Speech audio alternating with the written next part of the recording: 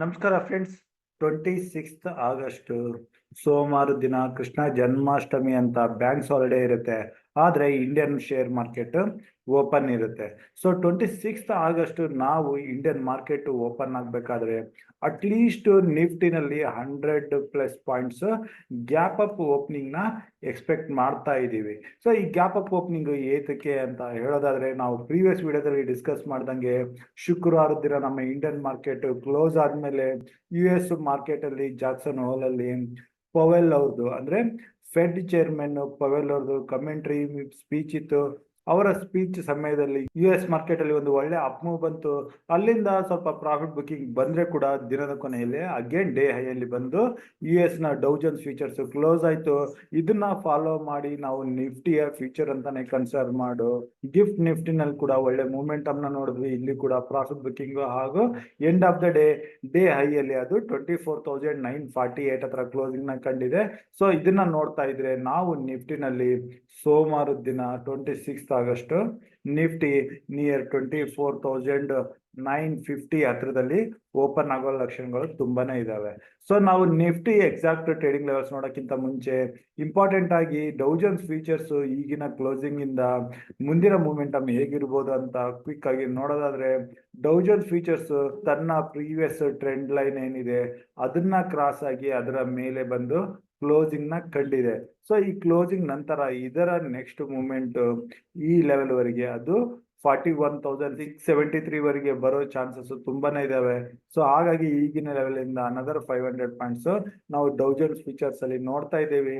ಅದನ್ನ ಫಾಲೋ ಮಾಡಿದ್ರೆ ನಮ್ಮ ಇಂಡಿಯನ್ ಮಾರ್ಕೆಟ್ ಅಲ್ಲಿ ಕೂಡ ನಿಫ್ಟಿ 24,950 ಹತ್ರ ಗ್ಯಾಪ್ ಅಪ್ ಓಪನ್ ಆದ್ಮೇಲೆ ಬರೋ ದಿನಗಳಲ್ಲಿ 25,000 ಅದರಿಗಿಂತ ಮೇಲೆ ಕೂಡ ಹೋಗೋ ಚಾನ್ಸಸ್ ಇದಾವೆ. ಸೊ ನಾವು ಸೋಮವಾರ ದಿನ ಗ್ಯಾಪ್ ಅಪ್ ಅಲ್ಲಿ ಓಪನ್ ಆದ್ಮೇಲೆ ಯಾವ ರೀತಿ ಪೊಸಿಷನ್ಸ್ ತಗೋಬೇಕು ಅಂತ ನೋಡೋಕ್ಕಿಂತ ಮುಂಚೆ ಕ್ವಿಕ್ ಆಗಿ ಒಂದು ಬಾರಿ ಆಪ್ಷನ್ ಚೈನ್ ಚೆಕ್ ಮಾಡೋಣ. ಆ ಸೈಡ್ ಅಲ್ಲಿ ಈಗಿನ ಕ್ಲೋಸಿಂಗ್ 24,800 ಹತ್ರ 2,24,000 ಓಪನ್ ಇಂಟ್ರೆಸ್ಟ್ ಇದೆ. ಸೊ ಅಲ್ಲಿಂದ ನೆಕ್ಸ್ಟ್ 100 ಪಾಯಿಂಟ್ಗೆ 24,950 ವರೆಗೂ ಆಲ್ಮೋಸ್ಟ್ 5 lakh ಓಪನ್ ಇಂಟ್ರೆಸ್ಟ್ ಇಲ್ಲಿ ಬಿಲ್ಟ್ ಆಗಿದಾವೆ. ಸೊ ನಿಫ್ಟಿ ಏನಾದ್ರು ಗ್ಯಾಪ್ ಅಪ್ ಅಲ್ಲಿ ನಿಯರ್ 24,950 ಹತ್ರ ಓಪನ್ ಆದ್ರೆ ಇಲ್ಲಿರೋ ಎಲ್ಲ ಕಾಲ್ ರೇಟರ್ಸ್ ರಿಸ್ಕ್ ಅಲ್ಲಿ ಬರ್ತಾರೆ.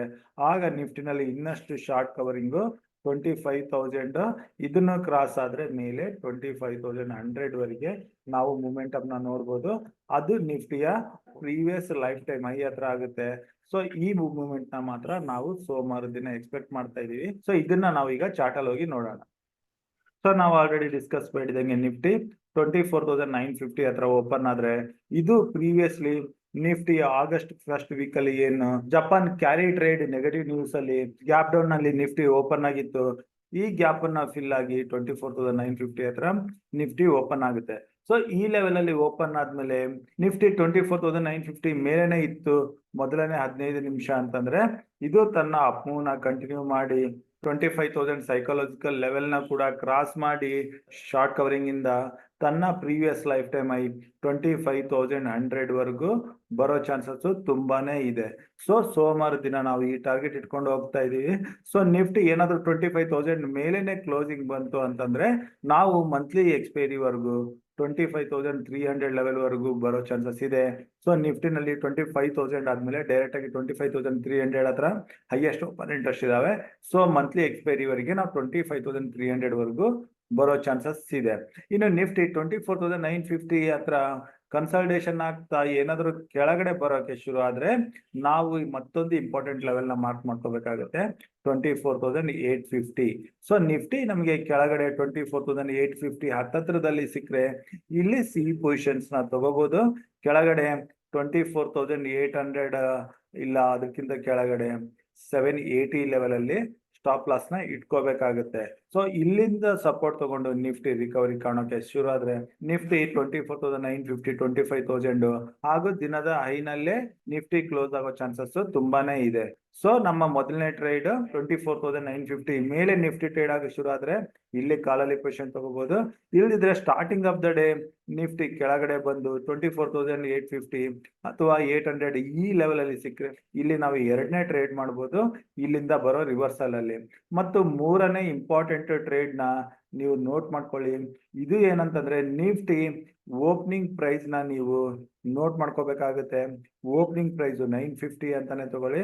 ಇದ್ರ ಕೆಳಗಡೆ 11 ಗಂಟೆವರೆಗೆ ಇತ್ತು ಅಂತಂದ್ರೆ ಅಲ್ಲಿಂದ ಸ್ವಲ್ಪ ಇನ್ನು ಬಿಯರಿಶ್ ಸೆಂಟಿಮೆಂಟ್ ಇದ್ರೆ ನಾವು ಕಾಲಲ್ಲಿ ಪೊಸಿಷನ್ಸ್ ಇದ್ರೆ ಅಲ್ಲಿ ದಿನದ ಲೋ ನಲ್ಲಿ ಸ್ಟಾಪ್ ಲಾಸ್ ನ ಇಟ್ಕೊಂಡು ಹಾಗೂ ದಿನದ ಲೋ ಬ್ರೇಕ್ ಆಗ್ತಿದ್ದಂಗೆ ಅಗೇನ್ ಪುಟ್ ಅಲ್ಲಿ ಪೊಸಿಷನ್ ತಗೊಳ್ಳೋದ್ರ ಬಗ್ಗೆ ಕೂಡ ಯೋಚನೆ ಮಾಡಬೇಕು.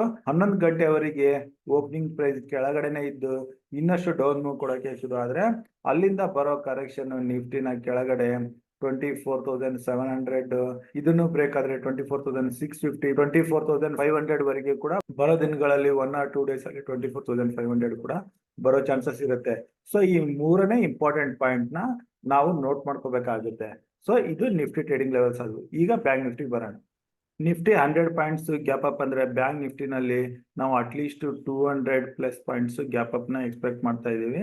ಸೊ 200 ಪಾಯಿಂಟ್ ಗ್ಯಾಪ್ ಅಪ್ ಅಂತಂದ್ರೆ ಬ್ಯಾಂಕ್ ನಿಫ್ಟಿ ತನ್ನ ಈ ರೆಸಿಸ್ಟೆನ್ಸ್ ಟ್ರೆಂಡ್ ಲೈನ್ ಹತ್ರ ಓಪನ್ ಆಗೋ ಚಾನ್ಸಸ್ ತುಂಬಾನೇ ಇದೆ. ಇದು ಬ್ಯಾಂಕ್ ನಿಫ್ಟಿಗೆ 51,200 ಲೆವೆಲ್ ಆಗಿರುತ್ತೆ. ಸೊ ಬ್ಯಾಂಕ್ ನಿಫ್ಟಿ 51,200 ಹತ್ರ ಗ್ಯಾಪ್ ಅಪ್ ಅಲ್ಲಿ ಓಪನ್ ಆಗಿ 51,200 ಮೇಲೆ ಟ್ರೇಡ್ ಆಗಿ ಶುರು ಆದ್ರೆ ಬ್ಯಾಂಕ್ ನಿಫ್ಟಿನಲ್ಲಿ ಕೂಡ ಮೂಮೆಂಟಮ್ ಇರುತ್ತೆ. ಸೊ ನಾನು ಕಮಿಂಗ್ ವೀಕ್ ಅಲ್ಲಿ ಮಂತ್ಲಿ ಎಕ್ಸ್ಪೈರಿನಲ್ಲಿ ನಿಫ್ಟಿಗಿಂತ ಬ್ಯಾಂಕ್ ನಿಫ್ಟಿನಲ್ಲಿ ಬುಲಿಶ್ ಆಗಿರ್ತೀನಿ. ಯಾಕಂದ್ರೆ ನಾವು ಶುಕ್ರವಾರ ದಿನ ನೋಡ್ದಂಗೆ ಬ್ಯಾಂಕ್ ನಿಫ್ಟಿ ಸ್ಟ್ರಾಂಗ್ ಆಗಿತ್ತು. ಬ್ಯಾಂಕ್ ನಿಫ್ಟಿ ಜೊತೆಗೆ ICICI ಬ್ಯಾಂಕ್, HDFC ಬ್ಯಾಂಕ್ ಅಲ್ಲಿ ಕೂಡ ಅಪ್ ಮೂವ್ ಇತ್ತು.